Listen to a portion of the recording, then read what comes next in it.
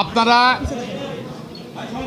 Supreme কোর্টের শুনানি পর্যবেক্ষণ করেছেন এবং আজকে আমি বলতে চেয়েছি সুপ্রিম কোর্টের আপিল ডিভিশনে হিয়ারিংয়ের সময় প্রথমত হলো যে এই রায়টা মেনটেনেবল না।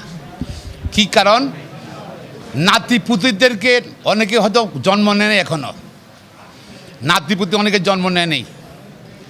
তো আনবর্ন চাইল্ড, যে অনাগত বাচ্চাদের জন্য আনবর্ন, তার রাইট কোনো রাইট সৃষ্টি হতে পারে না। এক, দুই লিসে রাষ্ট্রের পলিসি ম্যাটার, স্টেটের এক্সিকিউটিভ নির্বাহী বিভাগের policy matter according to the constitution.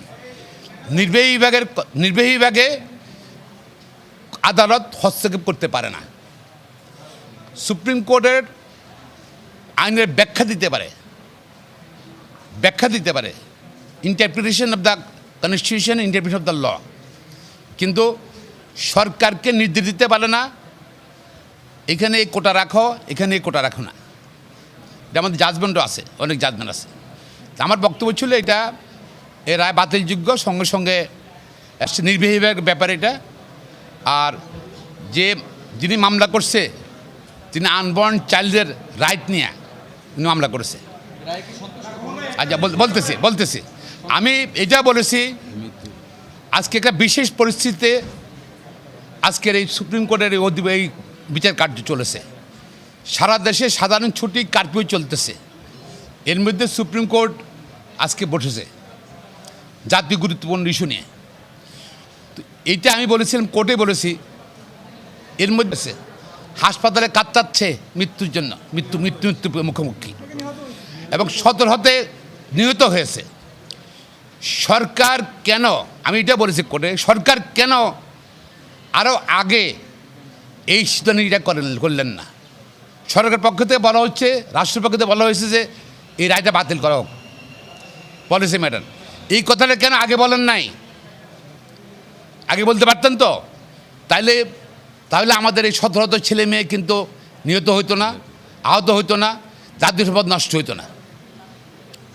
এটার জন্য সরকার সম্পূর্ণভাবে দায়ী। এবং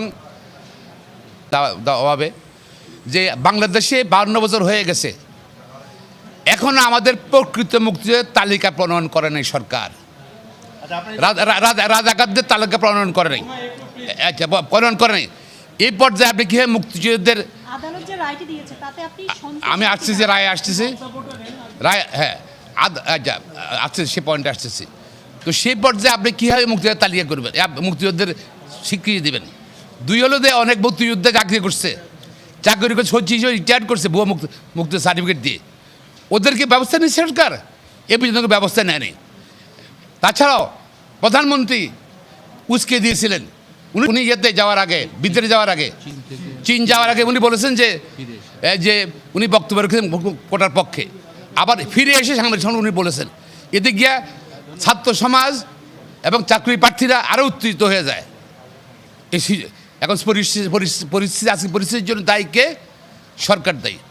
আজকের আদালতে যে রায় দিয়েছে, রায়টা স্পষ্ট, যেটা সার্বভৌম রেশিও, যে যেহেতু এটা পলিসি ম্যাটার, রাষ্ট্র রোহিত করা হইল, এটা এক। আবার কিন্তু আমাদের মহামান্য সুপ্রিম কোর্ট আবার কিন্তু বললেন যে 93% মেধার ভিত্তিতে কোটা হবে, কোটা মেধা কোটা হবে। তো একদিক দিয়ে বলেছেন যে আমাদের আপিল ডিভিশন যে এটা পলিসি ম্যাটার, এটা বাতিল। আর এদিকে কিন্তু ওনারাই মোটা একটা গাইডলাইন দিয়ে দিয়েছেন, এটা যা দিয়েছেন। তবে দেশের জনগণ, ছাত্রগণ খুশি থাকতো যদি এই যে হত্যাকাণ্ড হলো, এত 17 লোক মারা গেল, তাদের প্রতি কোনো কথা থাকলে হয়তো জনগণ খুশি হইতো, ছাত্ররা খুশি হইতো, এবং তাদের ব্যাপারটা পুরো ইগনোর, এখানে আলোচনায় আনা নেই তারা। হ্যাঁ, তদন্ত কমিশনের যে টার্মস অ্যান্ড কন্ডিশন আপনারা দেখেছেন নিশ্চয়ই, সেখানে প্রথম দিনের 6 জনের হত্যাকাণ্ড সম্বন্ধে বলেছে তদন্ত করে দায়ী, কোটা যারা আন্দোলন করে তারা দায়ী, ওদের যারা দায়ী তারা সহিংসতা কেন করলো সেবার টার্মস অ্যান্ড কন্ডিশনে। এর পরবর্তীতে 100 মারা গেল, 100-150 মারা গেলো পরবর্তীতে, সেই সম্বন্ধে কোনো টার্মস অ্যান্ড কন্ডিশনে নাই।